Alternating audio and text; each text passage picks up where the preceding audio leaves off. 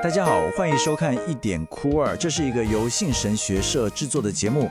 今天我们要来聊一个可能有点尖锐但又非常重要的问题：圣经里的女性，她们到底是神圣的典范，还是沉默的财产？这问题真的困扰了很多信徒好几个世纪。今天我们就一起来深入看看这个充满张力的议题。你是不是也有过这种经验？就是当你翻开圣经这本我们信仰的基石，读到某些关于女性地位的段落时，心里会觉得有点挣扎，好像哪里怪怪的。你不是一个人，这真的是很多信徒都会遇到的困惑。所以今天我们就来好好的梳理一下这些充满张力的文本。好了，我们就从最一开始的地方看起，也就是圣经的开头，马上就会看到一个非常根本的矛盾点。你看这真的很有趣。左边创世纪第1章清清楚楚地说，神就照着自己的形象造人，乃是照着他的形象造男造女。哇，这听起来是不是很棒？男女平等，都是神圣的创造。但你再看看右边，才过了2章，到了创世纪第3章，当亚当夏娃被逐出伊甸园时，神对夏娃说：“你丈夫必管辖你。”这气氛是不是完全变了？从神圣的平等，一下子变成了一个由神所命定的从属关系。就是后面这句话，这个对夏娃的惩罚，它的影响力可大了。它几乎可以说是变成了整本圣经后面那种父权模式的一个神学基础。也就是说，一个男尊女卑的框架就从这里开始建立起来了。所以这个所谓的父权框架，在当时的社会里，具体来说到底是什么样子的呢？我们来看看。好，当时社会最基本的单位叫做父系家庭，你可以把它想象成一切都绕着爸爸、爷爷家里的男性转。血缘怎么算？从男的算。财产谁继承？男的。谁说了算？当然也是男的。那在这样的结构下，女性的角色就很尴尬了。她们往往是次要的，甚至很多时候连名字都没有。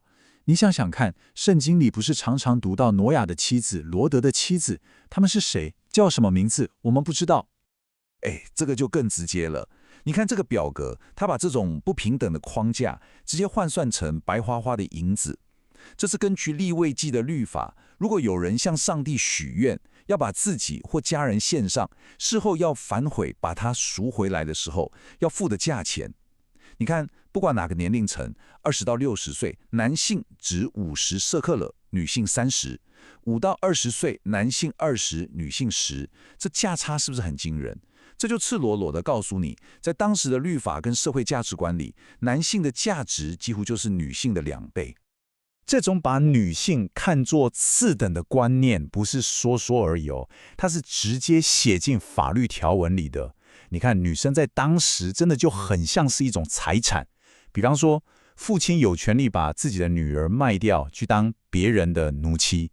然后丈夫在希伯来文里被称为 Baal， 这个字除了是丈夫，它还有另一个意思，就是主人或所有者，跟拥有一个东西的拥有是同一个概念。还有，如果一个男人玷污了一个处女，他要赔钱，但钱是赔给谁？是赔给女生的爸爸。我们再来看这个法律程序，你看它的重点完全不是在关心那个女生的感受，或是她同不同意。整个法律的重点是那个男的必须赔偿女生的爸爸，因为他损坏了爸爸的财产，所以赔偿方式就是付聘金，然后把他娶回家，而且还不能离婚。所以你想想看当整个社会的框架是这样运作的时候，会付出多么巨大，甚至可以说是毁灭性的人性代价。这一点在圣经里一个可以说是最悲惨的故事之一，被展现得淋漓尽致。好，这个故事记载在士世纪，故事的主角叫做耶弗他，他是一个很厉害的军事领袖。有一次，在一场非常重要的战争前，他为了求胜，就向上帝许下一个超级轻率又可怕的愿。他说，如果我打赢了，我回家的时候，第一个从家门出来迎接我的人，我就要把他献为燔祭，也就是说，把他烧了献给上帝。结果呢，他真的打赢了。当他凯旋归来，满心欢喜地回到家时，你猜谁第一个冲出来迎接他？是他唯一的孩子，他最宝贝的女儿，一个在圣经里连名字都没有留下来的女孩。他拿着鼓，跳着舞，开开心心的出来迎接他的英雄爸爸。接下来发生的事真的让人心都碎了。这个女孩知道了爸爸的誓言后，她没有反抗，她接受了这个命运。她只跟爸爸要了2个月的时间，让他跟同伴到山上去。但你知道她要去哀哭什么吗？她不是为了自己要死而哭，她是为了自己将要以处女的身份死去而哭。这反映了当时的价值观有多么扭曲。一个女孩的生命价值竟然完全建立在她能不能结婚生子，完成她作为母亲的任务上。2个月后，她下山了。她的父亲耶弗他就照所许的愿向她行了。她就这样亲手把自己的女儿献祭了。所以整个故事最让人不寒而栗的是什么？是上帝的沉默。你想想看，亚伯拉罕献以撒的时候，最后一刻天使出来阻止了，上帝还预备了一只羔羊来代替。但在这里呢，什么都没有，没有天使，没有羔羊，甚至圣经的作者都没有对耶弗他这个残忍的行为说一句谴责的话。故事的结尾啊，只是轻描淡写的说，以色列的女子每年会去为耶弗他的女儿哀哭4天，就这样。不过，圣经是一本很复杂的书，故事也不是都这么黑暗，里面其实也存在一些例外。我们可以看到一些非常强大的女性，然后当我们进到新约时代，又会看到另外一种全新的，也同样很复杂的矛盾。比如说像旧约的士师底波拉、女先知米利暗，还有新约初期教会里像执事菲比，甚至使徒尤尼亚。这些名字都在提醒我们，虽然女性领袖在当时不是常态，但她们确实存在，而且在圣经历史中扮演了重要的角色。说到新约的矛盾，使徒保罗的书信可以说是最佳范例。你看，一方面他在加拉太书写下了这么激进、这么平等的宣言，不分或男或女，在基督耶稣里都成为一了。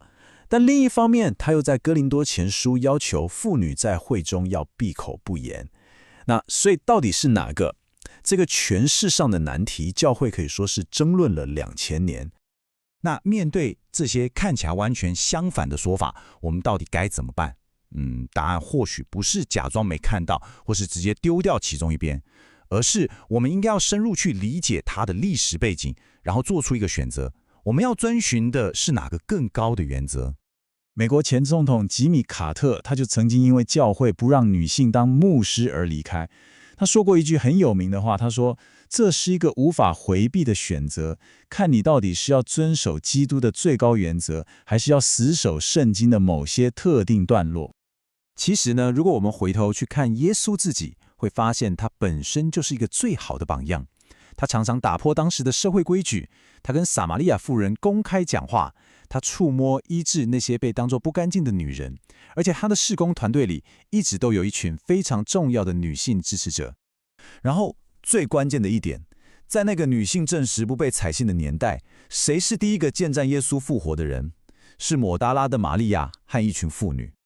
所以这就给我们留下一个最终的挑战，也是一个选择。我们是要继续被这些古老的、充满偏见的字句给捆绑住，还是我们能够勇敢地超越他们，去活出基督福音那个最核心、最解放的精神？那个精神就是在上帝的爱里，所有的人不分男女都拥有同等的尊严与价值。